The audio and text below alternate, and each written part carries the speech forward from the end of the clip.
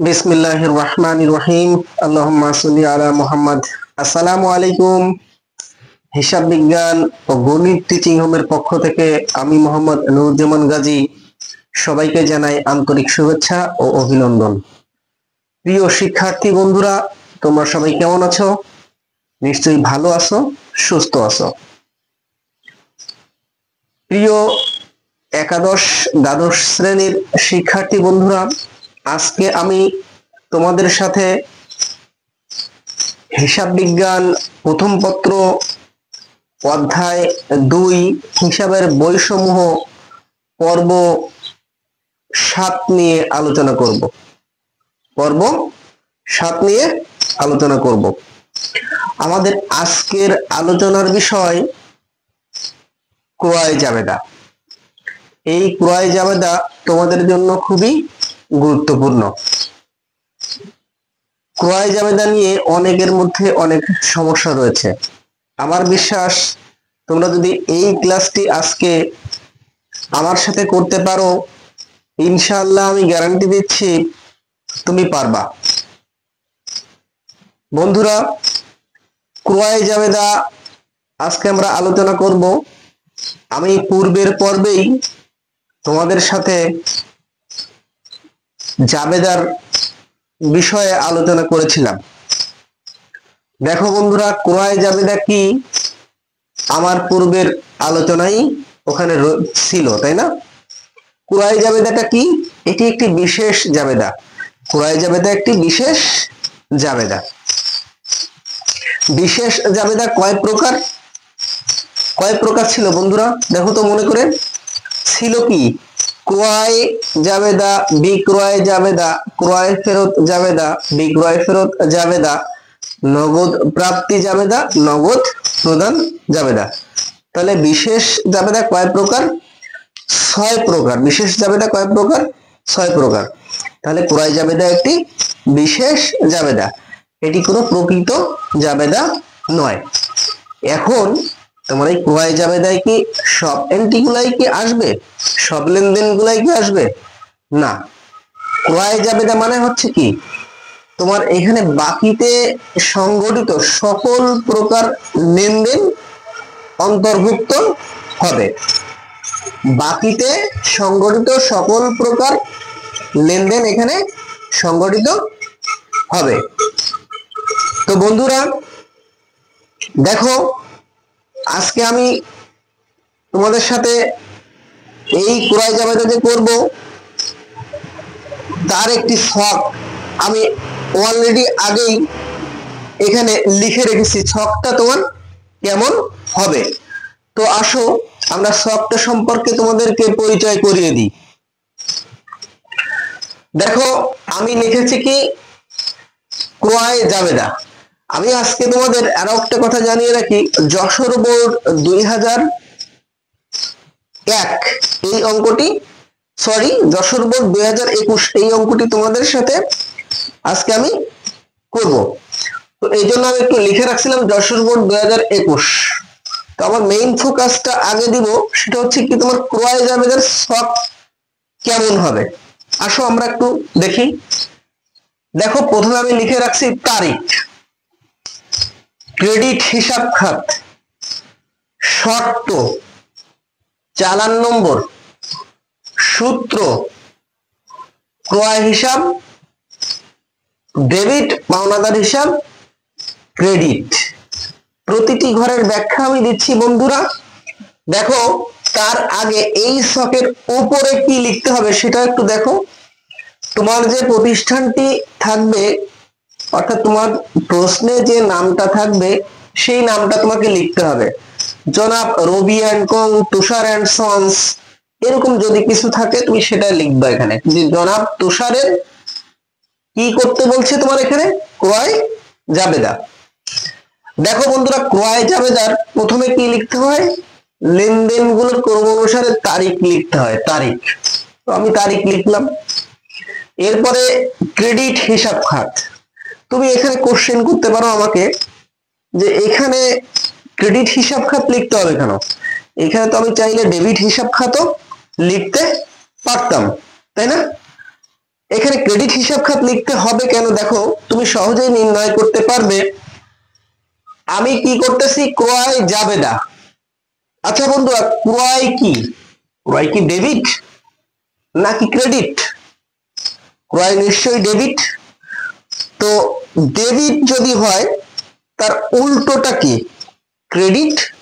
এজন্য আমরা এখানে এই ক্রেডিট হিসাব খাতটা লিখবো। কিভাবে লিখবো? এই ক্রয় যদি ডেবিট হয় তাহলে এখানে হবে ক্রেডিট হিসাব খাত। তুমি যদি ক্রয় জাবেদা সঠিকভাবে নির্ণয় করতে পারো তাহলে বিক্রয় জাবেদাটাও তোমার জন্য সহজ হয়ে যাবে। তেমনি ক্রয় ফেরত জাবেদাও সহজ হবে, বিক্রয় ফেরত জাবেদাটাও সহজ হবে। আমি সবসময় একটা কথা বলি যে একটি জিনিস যদি তুমি একবার শেখো তা 100 বারের শেখার সমান হয়ে যায়। তার মানেটা কি? মানেটা এক, সেটা কি?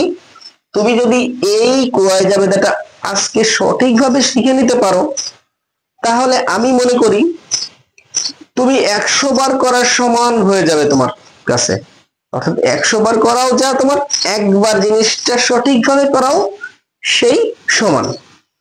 তো বন্ধুরা, এখানে আমরা কি লিখবো? ক্রেডিট হিসাব খাত। এরপরে কি?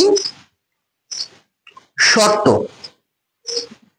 শর্তটা কি আমি তোমাদের সাথে আলোচনা করেছিলাম আমার ধারাবাহিক আলোচনার প্রক্রিয়ায় বা পেছনের ক্লাসে ছিল। সেখানে কি এরকম কথা উল্লেখ থাকে একটা লেনদেনে যে রহিমের কাছ থেকে পণ্য ক্রয়, এখানে লেখা থাকে 2/10 নিট 30। মানে কি 2/10 মানে কি? আমি তোমাদেরকে ব্যাখ্যা করে দেখিয়েছিলাম। 2/10 মানে 10 দিনের মধ্যে যদি তুমি দাও তাহলে 2% বাট্টা তুমি প্রাপ্য হবা, তাই না? এরপরে কি বলছে? নিট 30। নিট 30 মানে কি বন্ধুরা? মানে কি 30 দিন। 30 দিন, একটা মাসের যে 30 দিন, অর্থাৎ তুমি যদি 2/10 এই শর্ত পূরণ করতে পারো, অর্থাৎ 10 দিনের মধ্যে যদি দিতে পারো 2% বাট্টা পাবা।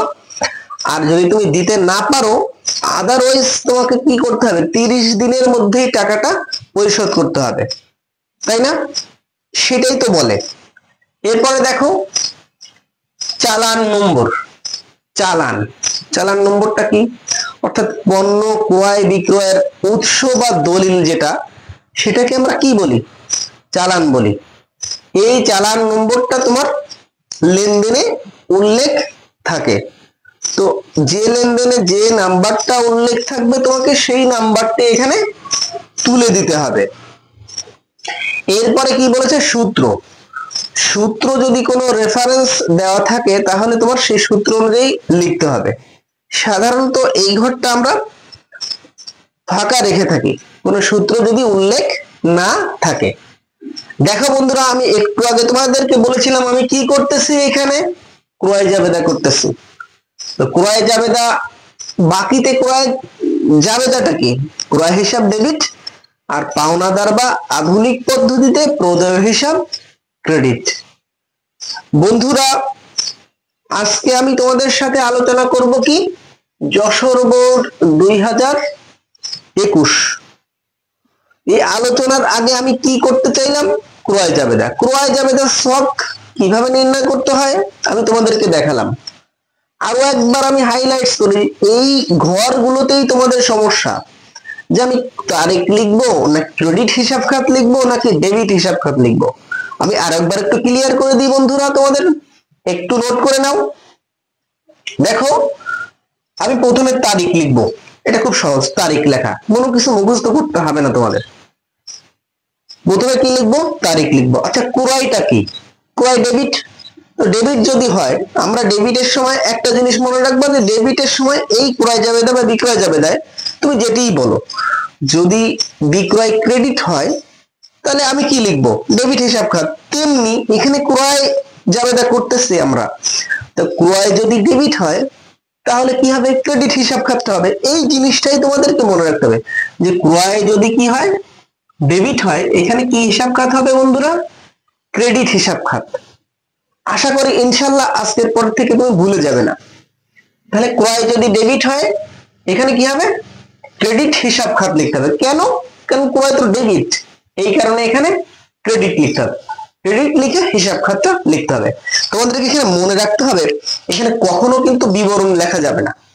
ক্রয় জাবেদা এবং বিক্রয় জাবেদায় কখনোই কি লেখা যাবে না? বিবরণ লেখা যাবে না। যদি তুমি বিবরণ লেখো তাহলে কিন্তু তুমি ভুল করবা, তোমার ভুল হয়ে যাবে, তখন তুমি নম্বর সঠিকভাবে তুলতে পারবে না। এখানে মনে রাখতে হবে কি, যে এখানে কখনো বিবরণ বসে না। এরপর যদি শর্ত থাকে তোমার লেনদেনে, তাহলে তুমি শর্তটা উল্লেখ করে দিবা। এরপর যদি চালান নম্বর থাকে, চালান নম্বর উল্লেখ করে দিবা। এরপরে যদি সূত্র থাকে, সূত্র অনুযায়ী উল্লেখ করে দিবা। এরপরে দেখো, আমি একটা টাকার ঘর লিখেছি যে ক্রয় হিসাব ডেবিট আর পাওনাদার হিসাব ক্রেডিট, এখানে টাকার ঘরটা আসবে। সরি, দেখো আজকে বন্ধুরা আমি যশোর বোর্ড 2021 অঙ্কটি তোমাদের সাথে আলোচনা করব। তোমরা আমার সাথে অঙ্কটি করতে পারো। তো তোমাদের যার যে বই রয়েছে সে বই থেকে মিলিয়ে নিতে পারো। আমি অঙ্কটি এখন একটু করছি। দেখো যশোর বোর্ড 2021 এখানে বলেছে, জনাব তুষার 2020 সালের 1 জুলাই নগদ 1 লক্ষ টাকা নিয়ে ব্যবসায় শুরু করেন। জুলাই 2 10% কারবারি বাট্টায় তানভীরের কাছ থেকে পণ্য ক্রয় 50,000 টাকা। শর্ত দিয়েছে 2/10 নিট 30, চালান নম্বর 100। দেখো বন্ধুরা, আমরা কি অঙ্ক করতেছি সেটা তোমার মাথায় নিতে হবে, কিন্তু রিকোয়ারমেন্টে আমি তো যাবই, তো তার আগে আমি অঙ্কটা পড়ার সময় বুঝে নিতে হবে কোন কোন এন্ট্রি গুলো আমার আসতে পারে। তো তোমরা একটু মিলিয়ে নাও তো দেখি কোন কোন এন্ট্রি গুলো আসতে পারে। আর আমি কি বলেছিলাম সংজ্ঞাটা আমি পড়ে যাচ্ছি, পরে তোমাদের সাথে বলছি যে কোনটি আসবে কোনটি আসবে না। জুলাই 8 5% কারবারি বাট্টায় রহিমের কাছে পণ্য বিক্রয় 1,20,000 টাকা। শর্ত দিয়েছে 3/10 নিট 30। 12 তারিখ 2 তারিখের ধারে ক্রয়ের অর্থ পরিশোধ। 15 তারিখ বলছে নগদে পণ্য ক্রয় 20,000 টাকা। 20 তারিখ বলছে 5% কারবারি বাট্টায় বাকিতে পণ্য ক্রয় 30,000 টাকা, যার পরিবহন খরচ 300 টাকা, চালান নম্বর হচ্ছে 105। জুলাই 25 বিজ্ঞাপন খরচ প্রদান 5,000 টাকা এবং 30 তারিখে বলেছে ব্যাংকে জমা দেওয়া হলো 15,000 টাকা। ক নাম্বার রিকোয়ারমেন্টে বলেছে জুলাই 8 ও 30 তারিখের লেনদেনগুলো জাবেদাভুক্ত করো। 2 নাম্বার রিকোয়ারমেন্টে বলেছে ক্রয় জাবেদা প্রস্তুত করো। আর 3 নাম্বার রিকোয়ারমেন্টে তোমাকে বলেছে এখানে নগদ প্রদান জাবেদা প্রস্তুত করো। তো বন্ধুরা, আমরা ক আর গ নাম্বার রিকোয়ারমেন্টটা আজকে করব না, আজকে আমরা শিখছি ক্রয় জাবেদা। তো ক্রয় জাবেদাটা আমার আছে কত নাম্বার রিকোয়ারমেন্টে? খ নাম্বার রিকোয়ারমেন্টে, তাই না? তাহলে আমি যে অঙ্ক করলাম বন্ধুরা, তোমরা মিলিয়ে নিয়েছো এখানে কোন কোন এন্ট্রি গুলা আসতে পারে, তুমি কি দেখেছো আর একবার আমার সাথে একটু মিলিয়ে নাও। দেখো তারিখ 2 বলেছিল 10% কারবারি বাট্টায় তানভীরের কাছ থেকে পণ্য ক্রয় 50,000 টাকা। আমার কিন্তু যে সংজ্ঞাটা ছিল সেটার সাথে মিলে যাচ্ছে। কি মিলে যাচ্ছে? এখানে বাকিতে ক্রয় হয়েছে, তাই না? তানভীরের কাছ থেকে ক্রয় করেছো। আচ্ছা বন্ধুরা, কোনো কিছু যদি নগদ কথা উল্লেখ না থাকে, ক্রয়ের সময় যদি কোনো নাম উল্লেখ থাকে, তার মানে আমরা কি ধরে নিই এখানে? এখানে ধরে নিই সেটা বাকিতে লেনদেন সংগঠিত হয়েছে, তাই না? তো আমরা ধরে নিচ্ছি কি এই 2 তারিখ 10% কারবারি বাট্টায় 50,000 টাকায় তোমার পণ্য ক্রয় করেছে তানভীরের কাছ থেকে। এখানে শর্ত ছিল 2/10 নিট 30।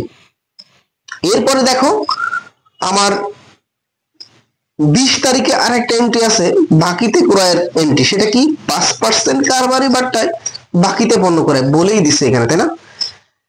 30,000 টাকা, যার পরিবহন খরচ ছিল 300 টাকা আর চালান নম্বর ছিল 105। ওকে বন্ধুরা, আসো আমরা অঙ্কটি তাহলে করে ফেলি।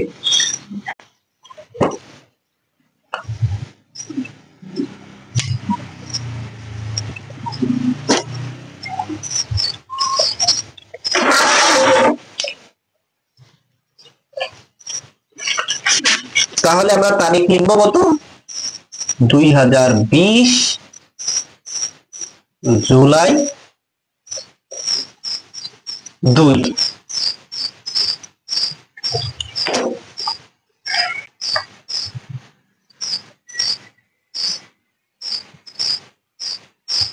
দেখো আমি তোমাদেরকে বন্ধুরা এখানে একটু লিখে রাখছি, কি লিখে রাখছি দেখো বন্ধুরা, এই যে দুটো এন্ট্রি আসবে অলরেডি আমি এখানে বোর্ডে তুলে রাখছি তোমাদের বোঝার সুবিধার জন্য।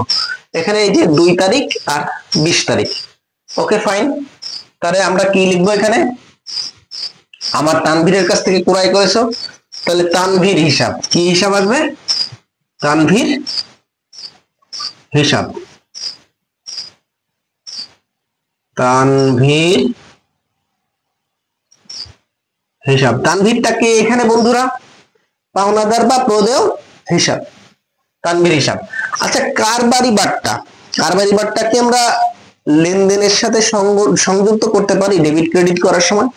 না, কারবারি বাট্টা তো তোমার প্রাথমিকভাবেই বাদ দিয়ে নিতে হবে, তাই না? আমি আগেও বলছি আজকেও বলছি, কারবারি বাট্টা তোমার ক্রয় অথবা বিক্রয়ের সময় বাদ দিয়ে নিতে হবে। তো আমার এখানে কত পার্সেন্ট কারবারি বাট্টা বলেছে, 10%।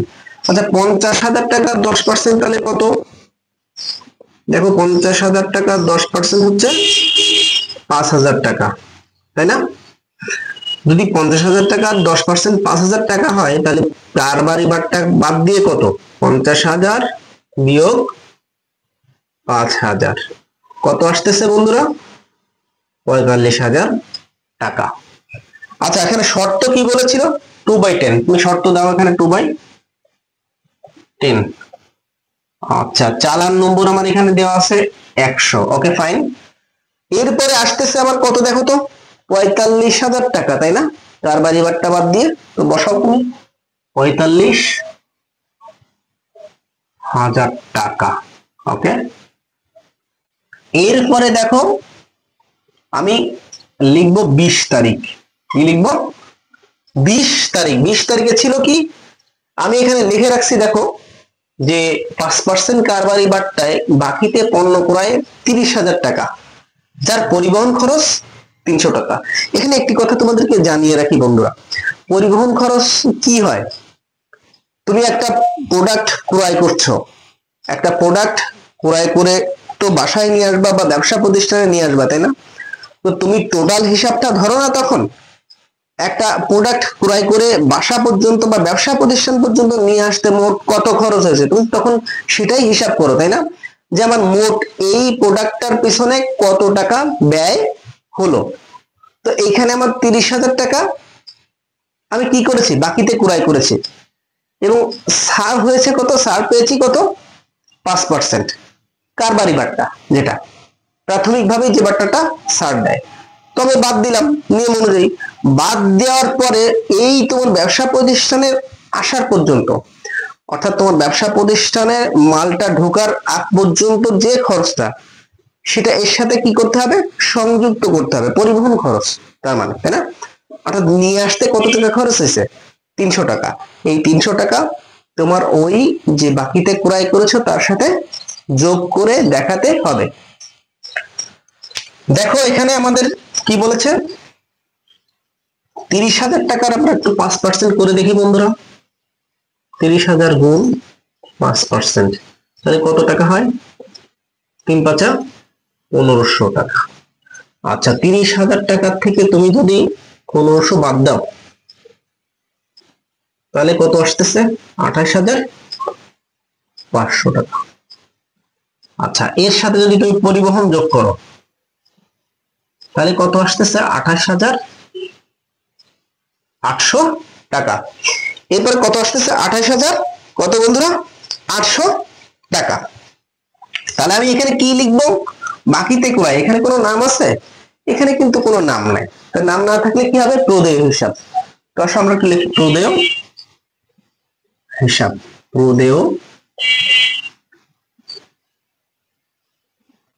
হিসাব। এখানে তোমার কোনো শর্ত কিন্তু নাই, দিলাম না, চালান নম্বর আছে 105 নম্বর চালান নম্বর দাও। দেখো আমি এখানে করে রাখছি কত, 28,800 টাকা। তো লেখো 28,800 টাকা। এখানে কি লিখছিলাম, ক্রয় হিসাব ডেবিট আর পাওনাদার বা প্রদেয় হিসাব ক্রেডিট। তাহলে দেখো প্রদেয় হিসাব 28,800 টাকা। এবার তুমি একটু টোটাল যোগটা নাও, দেখো এখানে কত আসে, 800 টাকা, 8 8 5 13 3 4 আর 2 6 1 7, কত আসতেছে বন্ধুরা, 73,800 টাকা। কত টাকা আসতেছে, মোট কত টাকা আসতেছে যোগটি মিলে 73,800 টাকা। বন্ধুরা এই ক্রয় জাবেদাটি তুমি যদি সঠিকভাবে আজকে শিখে নিতে পারো তাহলে তুমি বিক্রয় জাবেদাটিও পারবে। আমি আজকে তোমাদের সাথে আলোচনা করলাম যশোর বোর্ড 2021। আমি আবার অঙ্কটি তোমাদের সাথে একটু আলোচনা করি, হাইলাইটস করি কিভাবে করতে হবে।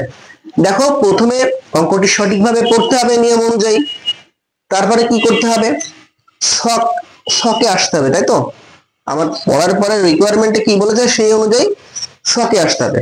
তো ছকে আমরা আসবো, ছকের উপরে কি লিখবো, উপরে লিখবো তোমার যে প্রতিষ্ঠানটা নিয়ে অঙ্কটি হচ্ছে সেই প্রতিষ্ঠানের নাম লিখবে, এরপরে তুমি লিখবে ক্রয় জাবেদা। এরপরে কি, আমি ছকটা বলেছি খুব মনে রাখা সহজ, প্রথমে তারিখ, এইখানে আমরা বিবরণ লিখবো না, বিবরণ না লিখে কি লিখবো, আমি যদি ক্রয় জাবেদা করি, ক্রয় যদি ডেবিট হয় তাহলে এখানে তার ঠিক বিপরীত হিসাবটা বসবে, ক্রয় ডেবিট তাহলে কি ক্রেডিট লিখবো, আমরা ক্রেডিট লিখে লিখবো হিসাব খাত, বিবরণ লিখবো না, ক্রেডিট হিসাব খাত। অর্থাৎ তুমি এখানে খেয়াল রাখবা ক্রয় কি ডেবিট না, তাহলে এখানে কি ক্রেডিট। এরপরে কি আসবে, নিয়ম অনুযায়ী তোমার যদি কোনো শর্ত থাকে তুমি শর্ত দিবা, একটা ঘর রাখবা, তারপরে কি চালান নম্বরের ঘর থাকবে সেটা একটা ঘর লিখবা, এরপরে সূত্রর একটা ঘর লিখবা, এরপরে এখানে ক্রয় হিসাব ডেবিট আর পাওনাদার হিসাব ক্রেডিট। যেহেতু আমি ক্রয় জাবেদা করতেছি তাই না, যদি আমি বিক্রয় জাবেদা করতাম তাহলে এখানে কি লিখতাম, দেনাদার হিসাব ডেবিট বা প্রাপ্য হিসাব ডেবিট আর কি বিক্রয় হিসাব ক্রেডিট সেটা লিখতাম, তাই না। অর্থাৎ আমার যখন যেটি করতে বলবে একটা অঙ্ক যদি তুমি বুঝতে পারো তাহলে পরের অঙ্কটিও তোমার জন্য সহজ হবে, বিক্রয় জাবেদা কি সেটা করা খুব সহজ হবে। বন্ধুরা আজকের ক্লাসটি তোমাদের জন্য আমি মনে করি খুবই গুরুত্বপূর্ণ ছিল, তো যারা মিস করেছো অবশ্যই পরে দেখে নিও যশোর বোর্ড 2021।